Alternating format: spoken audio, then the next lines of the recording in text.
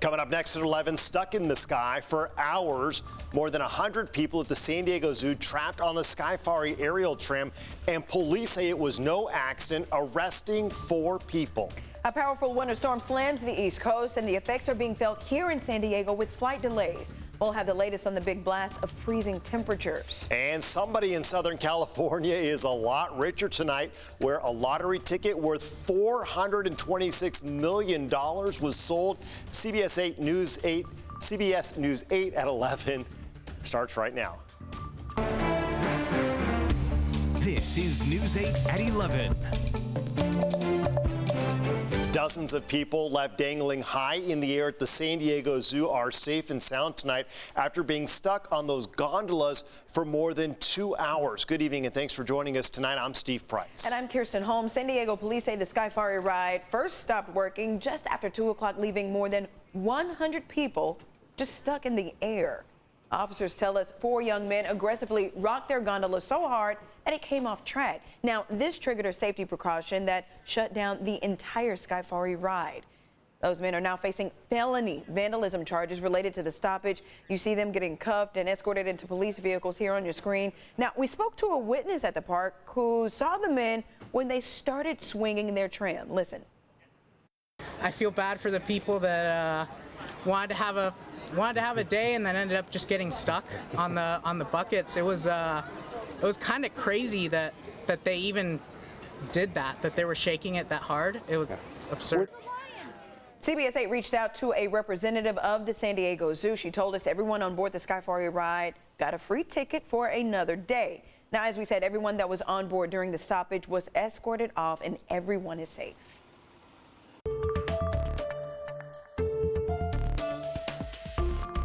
After peaking in the U.S., cases of the Omicron variant are falling throughout the country, but deaths and hospitalizations are still up. Around the U.S., the average number of deaths are up 19% over the past 2 weeks. But the drop in cases has some cities across the country rolling back their COVID restrictions. San Francisco has become the country's first major city to start rolling back its mask requirements. Pandemics do end. They do end. Spanish flu, it took 3 years. They have far less tools. So I'm hoping that 2-year mark, we'll start seeing this thing go in. Despite promising data, public health experts are keeping a close eye on a new version of the Omicron variant, currently driving outbreaks in the UK. And we are seeing a similar trend here. Local health experts say the COVID-19 surge appears to have peaked in San Diego, but hospitals are still seeing patients roll in. San Diego County Health released their latest COVID hospitalization reports today. 3 more patients were admitted, bringing the total to 1,256. Now, of those patients, 217 are in the ICU. That's up 4 since yesterday. The number of available beds is down by 6, and hospital reports say there are only 158 spaces left in all of San Diego County. And you can now grab free N95 masks at pharmacies all across San Diego. The masks from the Biden administration arrived in the county yesterday. You can get up to 3 free masks at spots like CBS, Rite Aid, and Walgreens. Some pharmacies have laid them out on a table, while others have customers wait in line in a checkout line to grab them. Now, although Omicron is beginning to recede, experts say masks are still needed to keep that downward trend going.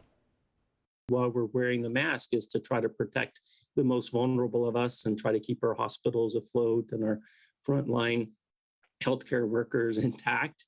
And that's a big reason why we need the mask. And maybe once we have this surge, we can go back to taking off the mask.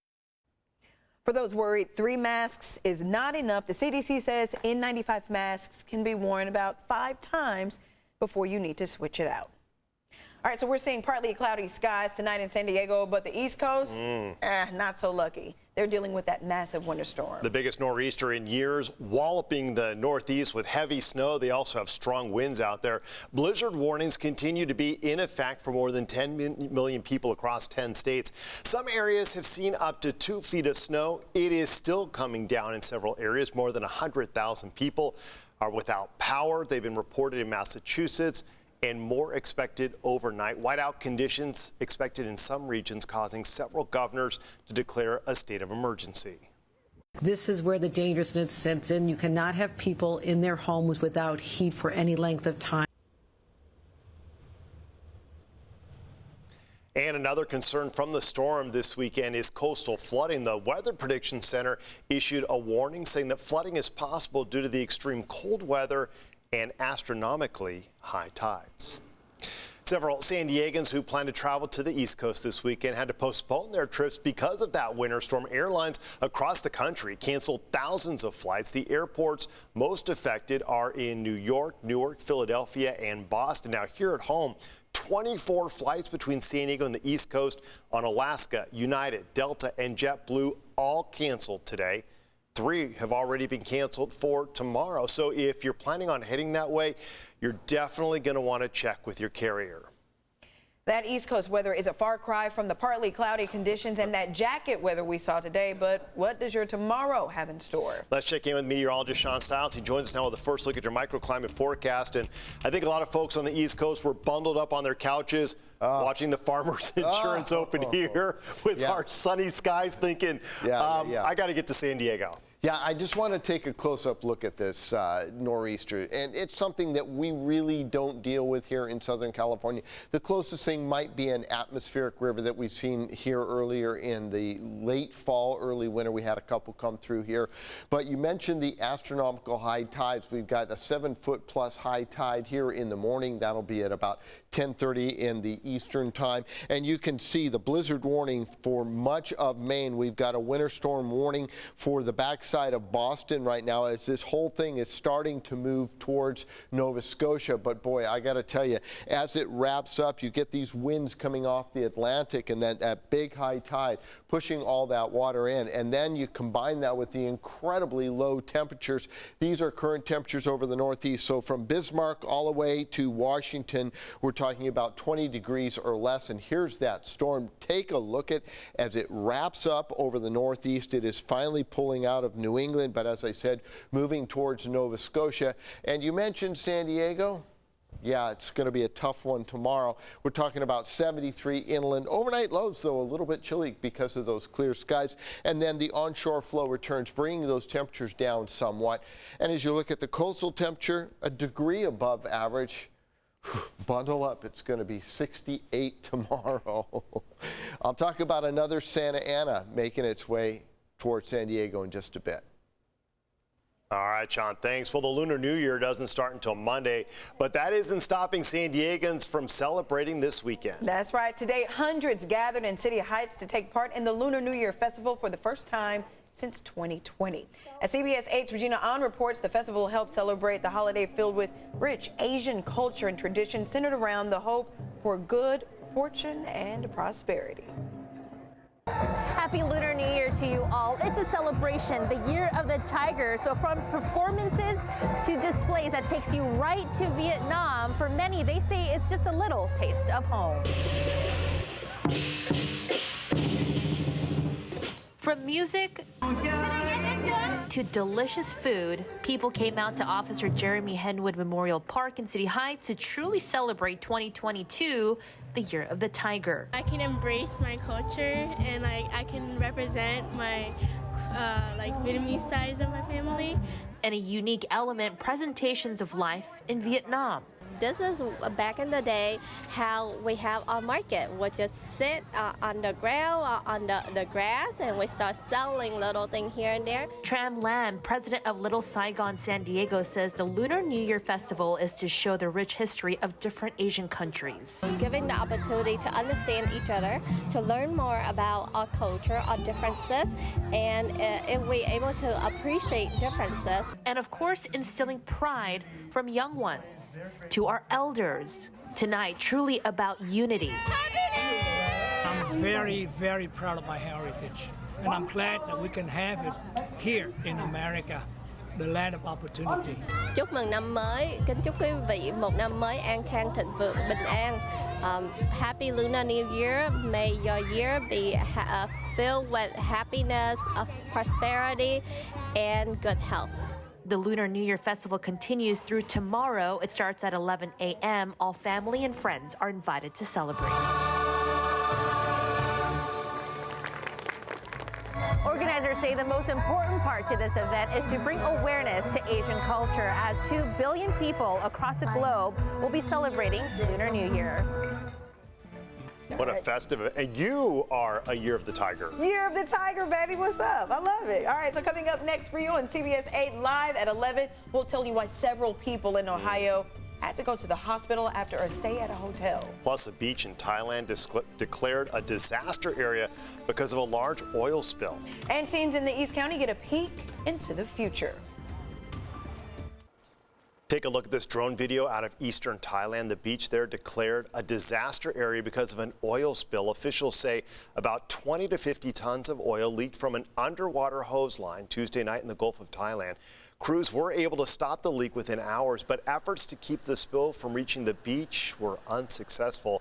That slick sheen of oil continues to wash ashore tonight. Crews are working, though, as you see there, to try and get it cleaned up. And a scary situation at a hotel in Ohio. Rescuers found several people, including a 2-year-old, unconscious in the pool area. At least 14 people had to go to the hospital, 7 in critical condition. It's believed they all suffered carbon monoxide poisoning. Several victims complained of dizziness and feeling a burning feeling in the back of their throats. Tonight, federal investigators in Pennsylvania looking into what caused a bridge in Pittsburgh to collapse. Here's the scene yesterday morning after that bridge was reduced to rubble. 10 people hurt in the incident. All are expected to be okay. The National Transportation Safety Board started cleanup efforts last night, while at the same time they are trying to figure out how it happened. The bridge collapsed just before the area got hit by that massive nor'easter winter storm today, leaving up to almost 3 inches of snow across that area. While some people in the Northeast were digging their cars out of the snow, one couple in Rhode Island decided to let the snow bring magic to their special day. I now pronounce you husband and wife. Adam and Sally Arujo say they've been planning their special day, their wedding, for 14 months. So when they heard that potentially historic blizzard was going to crash the event, they said the show must go on. Surrounded by friends and family, they said their I-dos outside their local public library. The couple says they will forever be thankful to everyone who made their day special. Oh, she's still so excited to get married to that man of hers, despite all that snow. Well, you know, Kirsten, they say rain on a wedding day is good luck. So, boy, what is snow? You know, what is snow? It's got to amplify it by something for sure. Here in San Diego, we just had a little bit of clouds and some sunshine as the Farmers was wrapping up. We'll tell you more about that in sports. But folks on the East Coast watching that tournament today were very jealous. 69 was our high, 67 the 30-year average. Overnight lows because of the at least clearing skies made for some chilly conditions in the morning. It was 45 in downtown San Diego. Normally 51, so you can see definitely chilly out there. And as we look towards the west, this is from Mount Woodson. We're talking about upper level moisture moving towards the east, and with that, it'll bring more sunshine. Onshore flow, though, also returns. So by Monday morning, we could see a chance of some fog and some partly sunny skies. That'll only last for a couple days, because guess what's going to return by the time we get to Wednesday? Another Santa Ana. This one will be a little bit weaker than what we've seen as far as winds and temperatures. We will not see the strong offshore winds, and nor will we see the very warm temperatures. I mean, yesterday it was in the mid to upper 70s along the downtown area. Currently it's cooled off quite a bit. I mean, Ramona at 36, it's 40 out in the Campo area, 46 in Alpine, 48 in Oceanside, 44 in Escondido. And for the coastline, Chula Vista at 51, 53 in Del Mar, and downtown San Diego, currently 51 degrees. The humidity is already starting to come up as offshore flow is falling apart, and it looks like we'll see that onshore flow start to kick in by tomorrow afternoon and into the evening. So we're at 74% right now. Winds are calm. Surf is really kind of weak right now comparatively to what it could be for this time of year. It's coming out of the west, a couple pulses from some energy coming directly from the Japanese area and heading towards our coastal area, bringing in some bigger waves by midweek. 43 in Fresno right now, 55 in Palm Springs. Here's the low. We'll push it out of the area, and as that goes, so goes the high pressure.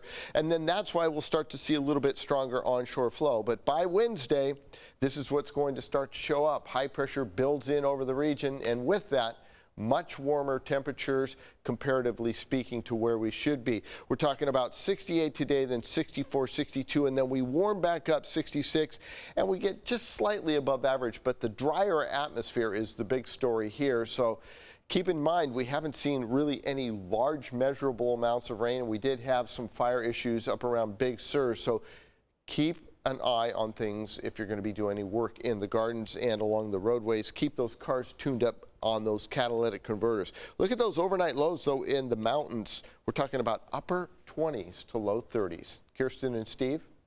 Shiver just looking at those low temperatures. All right, coming up for you after the break, somebody in Southern California is holding a multi-million-dollar lottery winning ticket. I need to find out who you are so we can be friends. That story coming up next. What to do after high school? It's a big question for a lot of seniors, and today, East County high school students had an opportunity to receive information on several career pathways. Yeah, the Grossmont Union High School District held a one-of-a-kind fair showcasing the unique career technical education program. The CTE fair aims to help 8th, 9th, and 10th graders explore different career opportunities, ranging from engineering to cosmetology. All right, someone in Southern California is holding the winning Mega Millions jackpot ticket from last night's drawing. The winning ticket sold at a Chevron gas station in the Woodland Hills area of LA. It's worth an estimated $426 million before taxes, or nearly $293 million with the cash option. Now, lottery officials are waiting for whoever bought that ticket to come forward. However, a spokesperson said it could be a while before they're identified. The jackpot had been growing since the big prize was last won back in October. That's a lot of money. That's, even the cash part, 293, right? The NFC Championship game just a day away, but some Rams and 49ers fans might lose their voices before kickoff. I would be one of those fans. 49ers fans are going the extra mile to support their team in LA, and a lot of them landed at LAX today. Both Rams and 49ers fans have been cheering and celebrating after waiting a long time for a game like this to be played in Los Angeles. StubHub says 43% of tickets for the game were bought in Northern California and 50% were purchased here in Southern California. But numbers show that the Niners will have more fans attending the game against the Rams at SoFi Stadium tomorrow. The Los Angeles Times reported that an estimated 65% of fans in attendance will be rooting for the Niners. Who are you rooting for? Rams or Niners? I have no comment. No comment. Ooh. I don't like either of those teams, to be honest. I think it's funny, though, that there's going to be more Niners fans in the Rams team, because isn't that why the Chargers moved? Because they said we didn't support the team? Yeah. Ooh. If the Chargers were in the playoffs, I guarantee it'd be 90% for the other team. Ooh. I'm just saying it. I'm just saying. But I'm not bitter.